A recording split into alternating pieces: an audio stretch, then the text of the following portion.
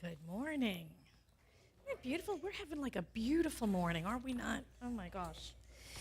So here we are, the last talk of the month, whose theme was the evolution of new thought. That's what April was for us, the evolution of new thought. So we talked to a new thought, a new direction, a new day, and here we are today, a new you. A new you. You know, and newness is all around us, isn't it? I love springtime. It's such a powerful time because there's newness all around us. You know, we can plant our mental garden with the intentions right now. This is that powerful time to do that so that we can then harvest our good down the road, right? Remember last time I spoke, I said, you know, your life right now, the outpicturing of your life right now is your report card on your previous thinking. Right? So if you want to right now plant the intentions for something down the road, and that's what we're doing. You know, and sometimes we do this work, we get together and we do this work in a group in like New Year's, right? We do it a lot of times at New Year's. We get really conscious of New Year's resolutions, and we start all over on January 1st, but we can do the same work in the springtime. We can do this in the springtime. So I'm partial to the spring. For me, it's a very powerful time of the year. It's a time to plant those seeds of intentions in the fertile soil of receptivity so we can manifest a greater good sometime in the future, right? That's how we do things. Everything happens in consciousness first, and then it outpictures in our physical life. The last link in the chain of manifestation is our experience. Ernest Holmes said this in Birth of a New Idea. He said, Jesus taught the personal relationship of the individual to the universal without denying the law of Moses. Next, he taught at any split second, we can consciously come in and reverse the effects of our past. We can wipe the slate. We can erase the voice on the tape. I love that. I'm old. Okay. We can erase the voice on the tape. We can pull up the weeds, and the biggest tree can be uprooted. We can introduce a light that will dispel the darkness. The ancients taught us this. Jesus taught us this. Moses taught us this. I love this. This is from 1954, okay? He goes on to say, Einstein is now proving scientifically and mathematically, and we would be stupid if we didn't accept what dictates as intuition, that the greatest spiritual awareness of the age is now being proven by modern science because fact and faith need not collide.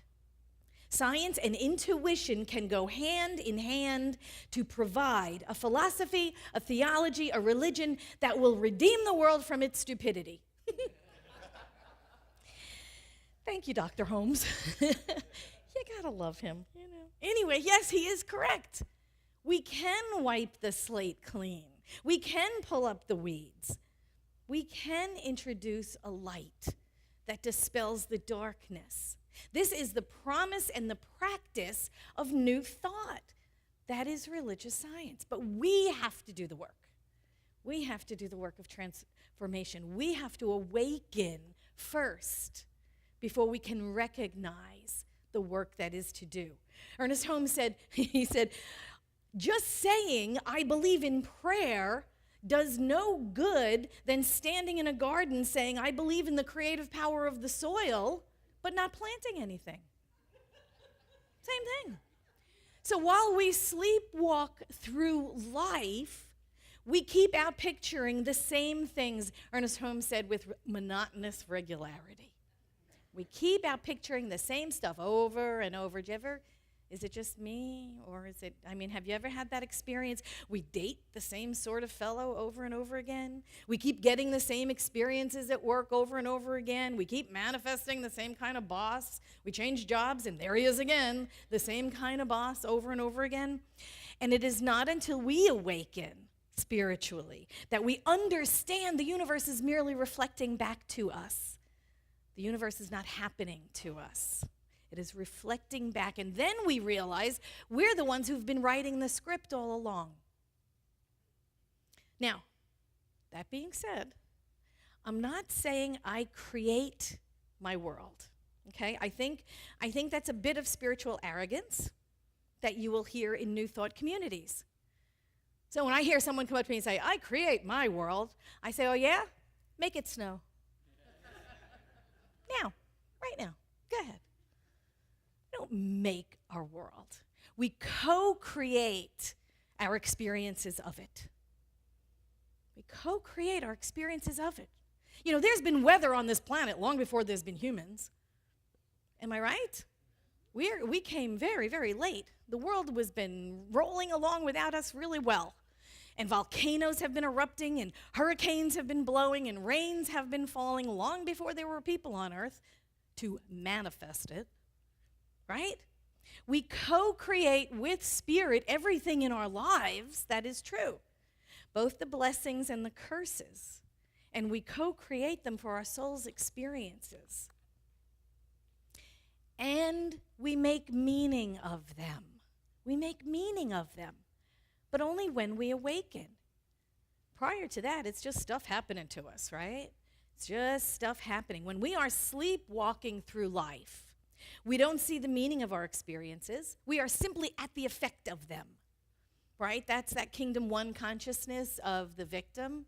This is happening and that's happening. You know what it's like when you blame all the people around you? This is happening, and they did it to me, and blah, blah, blah. And, you know, everybody else is at fault for my problems. Never making the connections, never taking responsibility for our own choices. It's like, say I'm a writer. I'm Nepitz Yevik, which is Stephen Covey backwards. I've been writing this book for walking asleep, okay, for sleepwalking. It's called, 7 Habits of Highly Miserable People.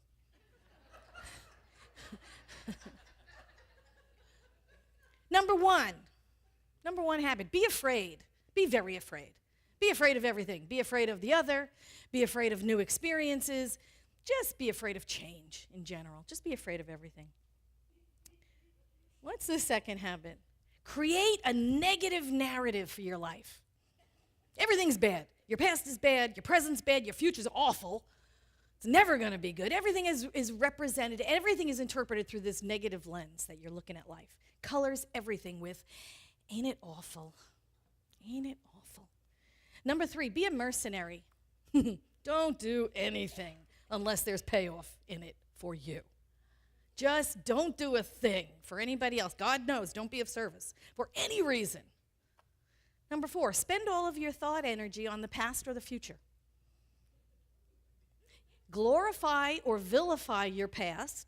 Fret and worry about your future, but never, ever, ever spend any time in the now. Oh, here's number 5. Be critical of everything and everyone that isn't you. Nobody does anything right, ever. Number 6. Oh, here's a good one. Number 6, find somebody else to fix. It's why we date, isn't it? Find somebody else to fix. This way you don't have to worry about your own problems. It's so much easier to fix other people than to work on ourselves, right? And number 7, the 7th pillar of 7 highly unconscious people. Avoid gratitude at all costs.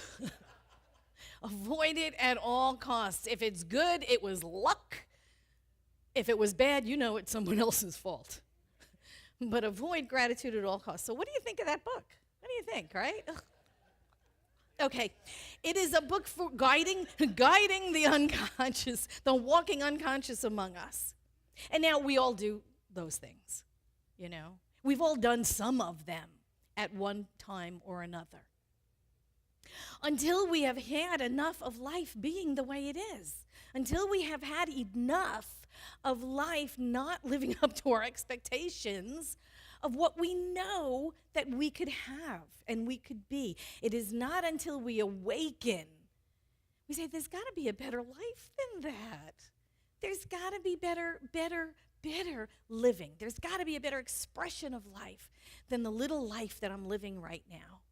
And we awaken to spirit. And that's just the first step. That is just the first step to the new you. We know there has got to be a better way. And then we come to a teaching like this. And we start to learn the tools to heal our wounds and ways to do things differently than that. No more repeating the past with monotonous regularity. Ernest Holmes said, once we get a new thought, we begin to outpicture a new life, right? We go back to that new thought over and over again, and it begins to outpicture. We can heal our past, but that means no longer being controlled by it. Ernest Holmes said this. He put it this way. Suppose, he said, then we knew we could wipe out the past, even if it's still in our memory. If you break your leg, it hurts. You get it set, it heals perfectly. You remember you broke your leg, you know you broke your leg, but all the pain is gone from the memory. This is why it is not the experience, but the emotional reaction to it that counts. So now we are awake and we are working on ourselves, we're doing our practices, and we realize some things. That our past does not necessarily have to affect us today. It doesn't have to. It is what we make those experiences mean that limit us. It is what we make those experiences mean that limit our present life. It is the emotional reaction to events in our lives that we assign the meaning to, which then outpictures as a present limitation. You know what I'm talking about, right? You know, someone says all the reasons why they can't be in a successful relationship today, right? Because why? Well, because my father was, abused me. Or, well, because my mother was cold and remote. Or, well, because blah, blah, blah, 20, 30, 40 years ago, I can't have a successful relationship today. And we know the blah, blah, blah is blah, blah, blah, right? It's BS. BS, belief system. It is a belief system. The past has no more power to control our present than we give it. I can't possibly live with someone today because I had siblings. Or I can't possibly live with someone today because I was an only child. I mean, we can think of all these really, really good reasons why we can't be in a relationship, right? And they're all very good reasons, but they all belong in the past. They all belong in the past and not ruling our present. These things in the past have no power in our present unless we give them the power. Every day is a new day. Every moment is a new moment. Every thought is a new thought. And it can change our lives if we let it. Ernest Holmes said, we cannot make affirmations and denials for 15 minutes and spend the other 23 hours and 45 minutes denying the very thing that we have affirmed and affirming the thing we have denied and obtain the results we seek. You know what that's like, right? You pray for those 15 minutes in the morning, you do your work, you're all one with God, and God's one with you, and you are just like right there, and you get in the car, and you get on the freeway, and what's the first thing that happens? Somebody just takes you right out of the holy instant, don't they? Somebody cuts you off or blasts their horn or does something, and you go from that, to the,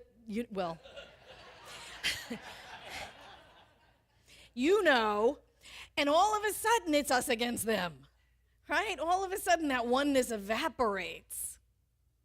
You cannot just pray for those 15 minutes or meditate for those 15 minutes in the morning and then spend the rest of your day undermining that and being in opposition to it and expect that to outpicture. He goes on to say this, we send out the word and it sets in motion the power.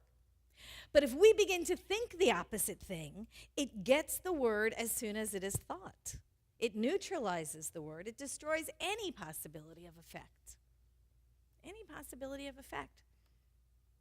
Because we're in conflict all the time. We are praying one thing, but then we're acting out and we're speaking out the power of our word in opposition to the very thing, the very gift that we are praying. Right? We are very careful about the shoes we pick out before we leave the house in the morning. Does this go with that? I don't know. Does this go? Okay. We're very conscious about the car we buy, right? You do all the work. You go to Consumer Reports and you look it up and you see what kind of safety. You're very concerned with the car you buy. We are absolutely concerned with the food that we eat. We make sure we get all of those physical inspections on the houses that we buy. But when it comes to our thoughts, we let them wander wherever they want to go. We just, let them go here and there, here and there. We must be single-focused when it comes to our thoughts. There was a book years and years and years ago. What is it? You can't afford you remember that with the name of the book? You can't afford the luxury of a negative thought. I don't remember who wrote it. I'll look it up. But it's very true.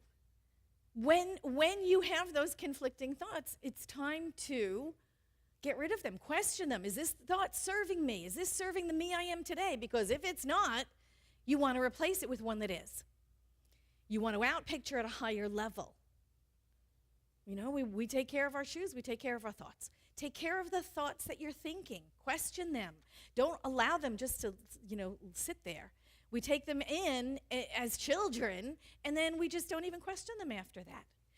Every time we talk about new thought, we talk about having a new thought, and someone says, oh yeah, it's a really, really great idea, but, and then everything after the but is the BS, right? You know that, the belief system.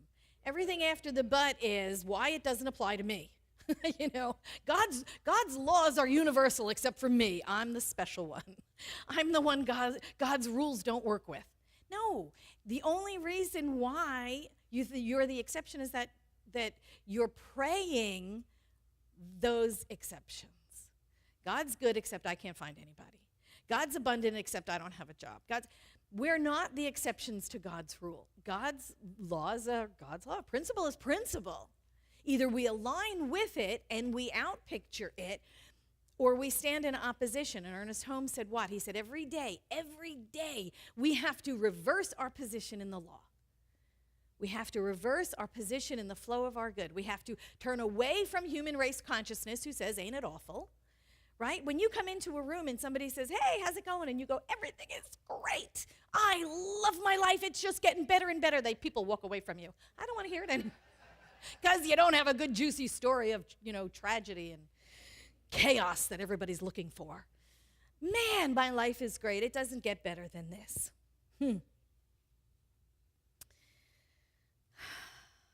It's all good. It's all God.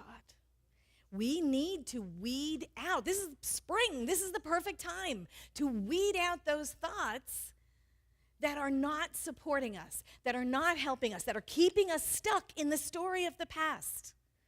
We need to wake up. That energy which is in the past, we need to leave it in the past.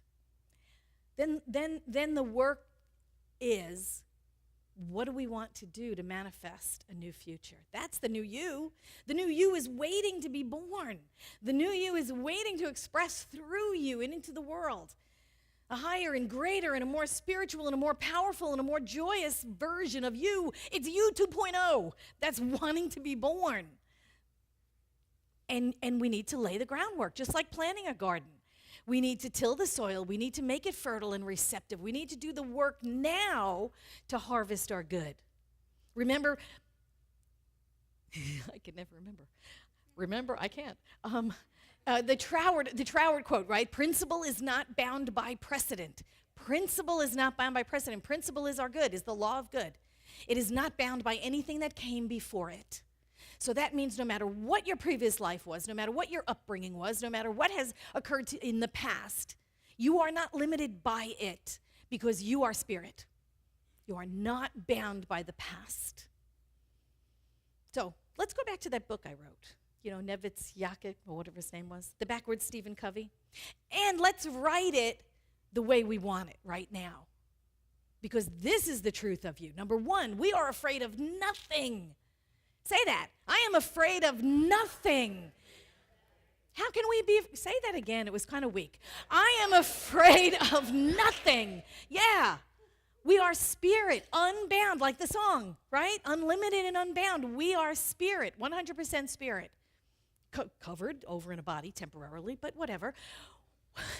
We are ageless, deathless, timeless, and immortal. Spirit.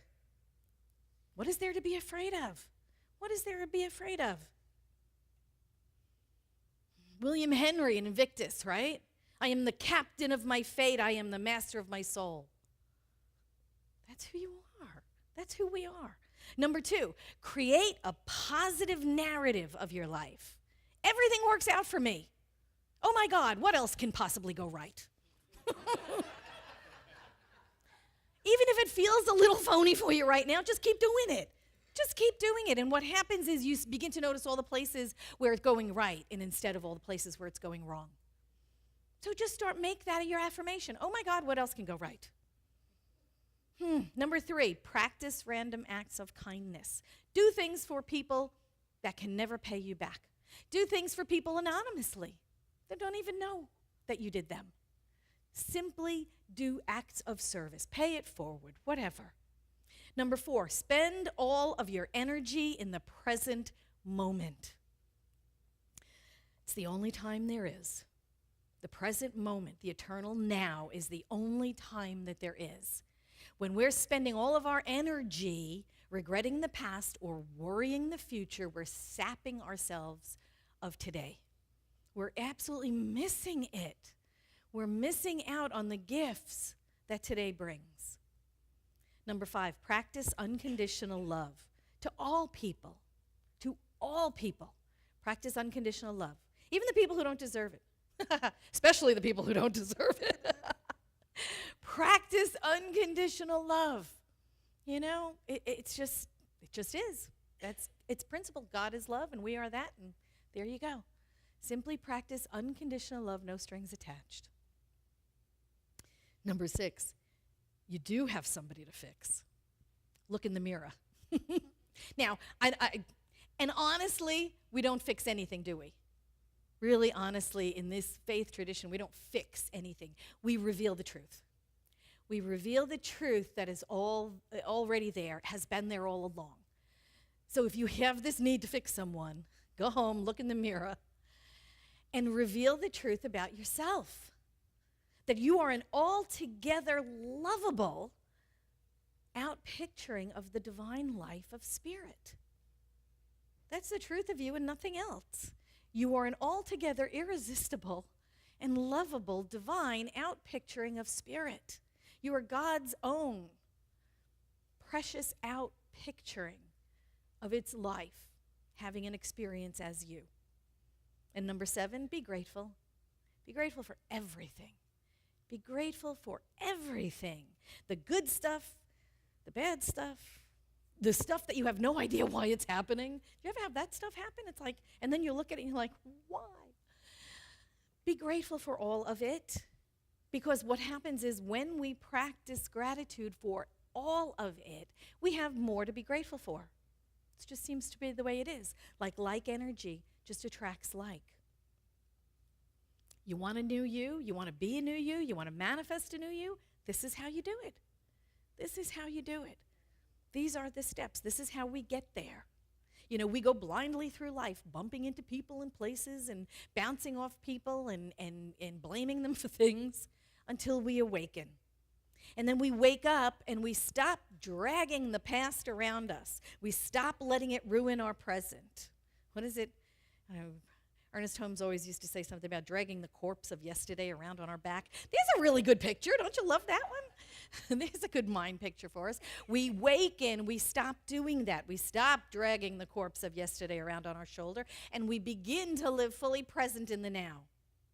We practice all of those 7 ways to be present in our lives. We stay focused on our goals, and yet we do what's in front of us to do. You know that thing about you just keep focusing on the goal. You know the intention you've set. It's so powerful, and yet you do what's in front of you, those little tiny baby penguin steps.